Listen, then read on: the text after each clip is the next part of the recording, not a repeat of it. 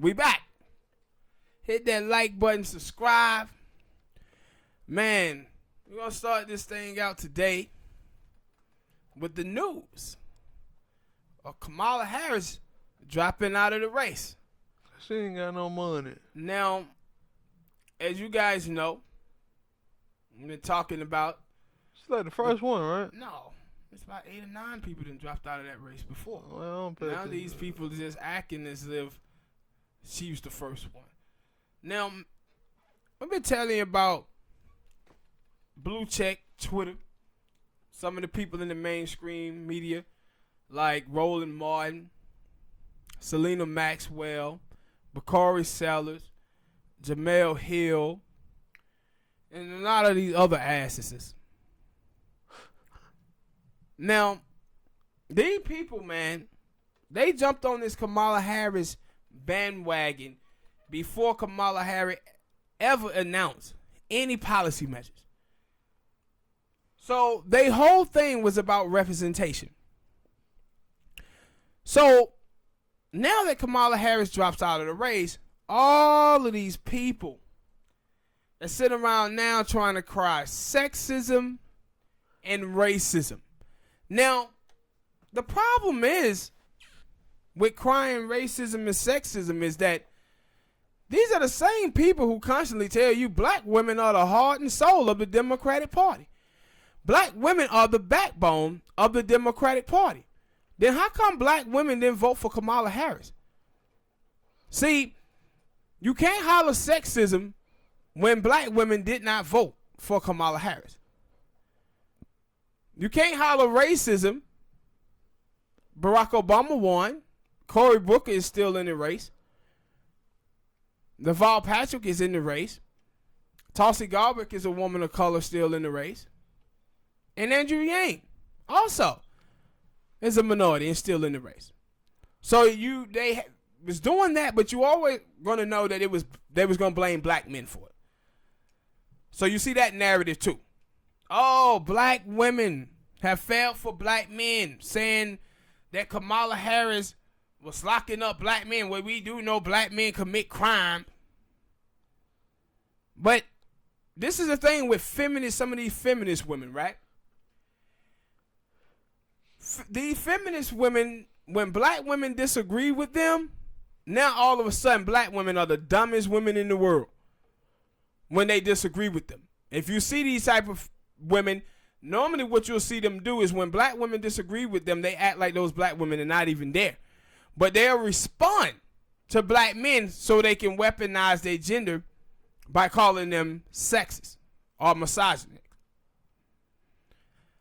But nobody wants to pay attention to the facts. She done in her campaign that day that she did that Degrio video, and they asked her, what specifically would you do for black Americans? And she said, I'm not going to tell you I'm going to do something specifically for black Americans. Now, the problem that I have with all of these people who are for representation first is that these people always want black people to show black loyalty to people who haven't shown it to black people. She didn't show it to black people when she was the district attorney out there in California. And if you watched our show, you know I talked about that multiple times, the problems that she had with the African American community out there. And she didn't show it when she ran for office. But I'm watching Al Sharpton on television talk about the Democratic Party going to have to explain to itself why it's not any black people in the race. That now it's all white. Al Sharpton, stop it. Stop it. Bro. Cory Booker should have sent him a text message. Not even send him a text message, send him a tweet. But see, Cory Booker is not in the race, basically. He's not in the debates. And that's what Sharpton talking about. It's going to be all white people in the debates. And I said, why is that, Sharp? You know the reason why that is? It's because black people don't like Cory Booker or Kamala Harris. Deval Patrick got in the race, dude, and had a rally down there in South Carolina, and 7 people showed up to it. in a city that was 60, 70% black. So how y'all gonna holler racism when black people are the ones who are not voting for these people, man? That's not supporting them. See, they all about representation. They don't give a damn about what happened to black people. And I have said this before. I made a video about Jamel Hill way back. And I said, Jamel Hill whole thing is this. It's all right to get fucked over by your own people. You just can't get fucked over by white folks. That's their thing. Because all of them were saying, well, you know, Buddy G, he had his race problem. And then Trump, he had, not Trump, but Joe Biden, he had the 1994 drug bill. But some black people still supporting them. No, they're not.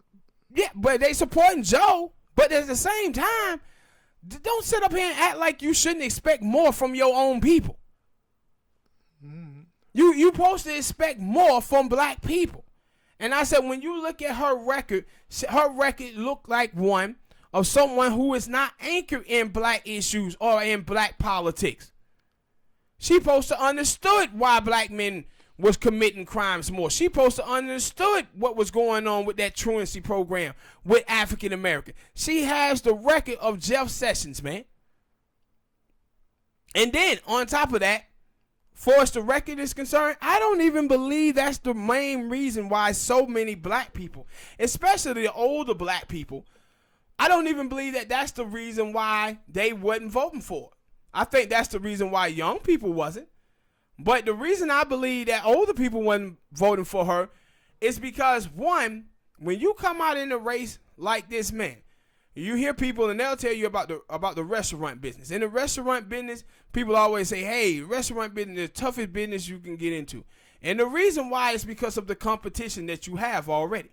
So you have a place, McDonald's, Burger King, they've been going 30, 40 years, and they got millions of billions of dollars behind them.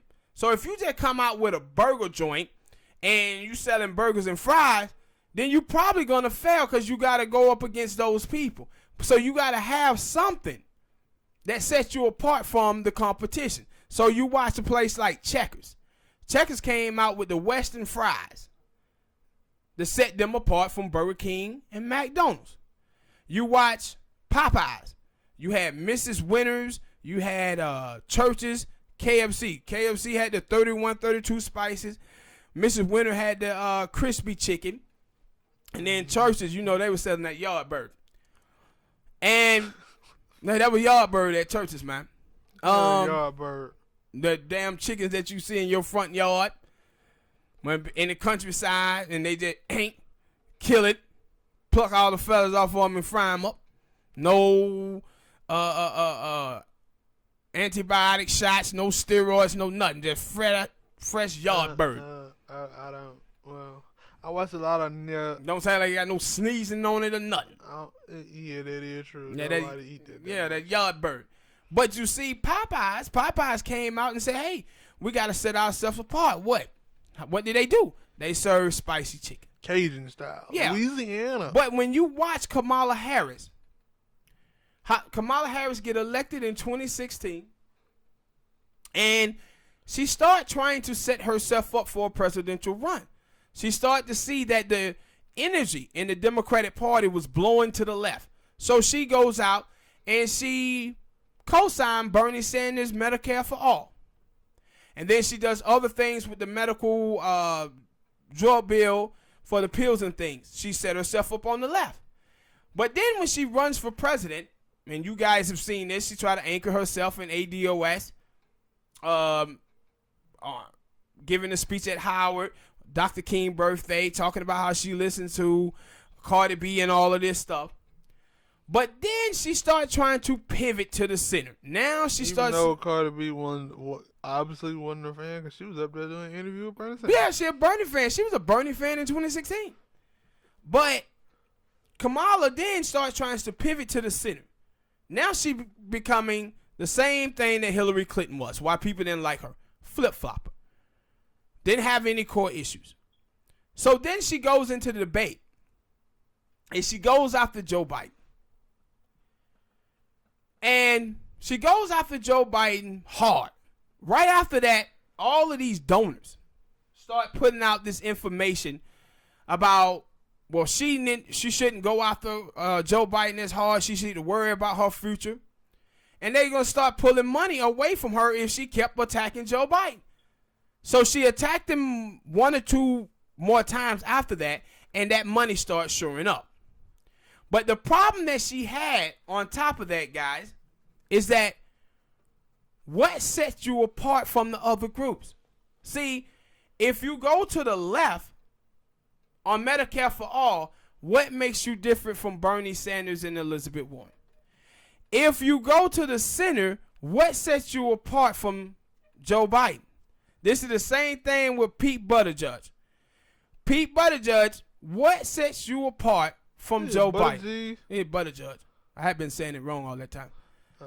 But what sets you apart? I heard all the people say it wrong too. Yeah. What sets you apart from them? Nothing. If you go back to Bennett when he was in the race, what set him apart from Joe Biden? Nothing. Amy Klobuchar, what set her apart from Joe Biden? Nothing. Mayor de Blasio from New York, what set him apart from Elizabeth Warren and Bernie Sanders? Nothing. So all of them had these same problems. But the one dude who set himself apart was Andrew Yang. Andrew Yang came out and said he for a universal basic income, a federal job guarantee. American people, that sparked their interest. Even with Marianne Williamson, when she came out and started talking about reparation, she had a little energy in the beginning, but then her numbers was too low on what the reparation package should look like. So then you had Tulsi Gabbard. Tulsi Gabbard came out after she had done the hit thing on Kamala, and she rose a little bit. She said, you know what? We should boycott the debate. I'm thinking about boycotting the debate because of the way the Democratic Party has set this thing up. At that time, I thought that, you know what? Cory Booker, Kamala Harris, all these other candidates, they need to get down with this. But no, they didn't. So she ended up going to the debate anyway. But what she was talking about is the way that the Democratic Party had rigged the nomination process, where now it's about money. See, Pete Buttigieg, if you watch him, he buying votes because he got more money, so he running all of these ads so he can touch more people. But once they pulled the money from Kamala Harris, now she can't reach these people no more because she ain't got the money. Cory Booker never had the money. Marianne Williamson don't have the money. Christine Gillibrand, they took money away from her because she had said that Bill Clinton shouldn't have been president because of them rape charges that he had. So George Soros and those people held money from her. But they had the opportunity at that time to call out and say, you know what? We're going to boycott these debates until the Democrats change this process because they have rigged it for people who can bring in a lot of money. And see, the problem is with them is that Bernie Sanders and Elizabeth Warren is splitting the progressive vote. So all the small donors, they getting all of them. Joe Biden, Pete Buttigieg, Kamala Harris, and goddamn Cory Booker, they all depending on corporate dollars. But shit, Joe Biden is getting all of that. Him and Pete Buttigieg. So where did that leave y'all? On the outside looking in. Buttigieg. Yeah, and they were like, oh, if you watch Pete Buttigieg, black people leaving him out there in that water too. But see, you got all of these people, Smoke. It's so amped up on identity politics, bruh. They didn't give a damn what Kamala Harris' record was. They just wanted her in because she was a black woman. That could have been a black woman who stabbed King in 1958, and they still would have been like, yeah, let's put her on. And they out here comparing, Jamel Hill is out here comparing Kamala Harris, man, to Shirley Chisholm. I'm like, are you serious? Are y'all people serious? And, you know, Obama came out. Obama came out about a week or two ago and he said, yo, Kamala Harris can't appeal to black people. And this is Obama. Funny he should say that. Yeah. And Obama, the thing with Crazy Smoke, Obama is like Kamala Harris, one of her best friends. And Obama said, yeah, she can't appeal to black people, man. She gonna have a problem with black folk. And now all of these people is sitting around here talking about why is it that Kamala Harris dropped out of the race. She was and Al Sharpton was just making a fool out of himself. Just making a fool out of himself on MSNBC. Well, she ran a great campaign. Al Sharpton, stop it. The damn woman didn't even stay in the race long enough for people to start actually voting. You don't run a good campaign, a great campaign, and then don't even get to Iowa. She dropped out in December, bro. She didn't run no good campaign. But you just watch all of the reports that was coming out of the New York Times, the Washington Post the last couple of weeks. It tell you that these black folks in the media didn't read any of it. Just like they ain't paid no attention to her record. They just focusing on her race and her gender. Yeah. And I said, y'all, huh? I would agree. Yeah. And you remember, this is what we talked about in 2016 with all of these white women and these women that was out there voting for Hillary. They were just focusing on Hillary winning. Not really. Like, and that's my thing about, like, I was thinking about that because I hear it a lot and that shit started to irritate me. And I get it for some standpoint when I hear women say things like, oh, we need to do this because we can get the first woman, or I want an all woman this. Like, I get it, but it like, stop it. Like, and I get it, like, because you're not going to hear men say it because for them, we've been dominating everything.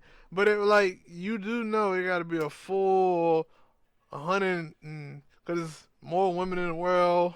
It got to be a full 100, not a 60-40. No. And basically, that was like, yeah, that's my point. and that what we've been getting, like, women didn't go out there and support. Like, we talk about this a lot. That, yo, it's a lot of time when women talk about stuff, and they're like, y'all don't even support your own things. But see, that's my point, though. See, with Hillary Clinton, everybody went out there. These women just went out there and supported Hillary Clinton just because she was a woman. But you can't count on all women doing that.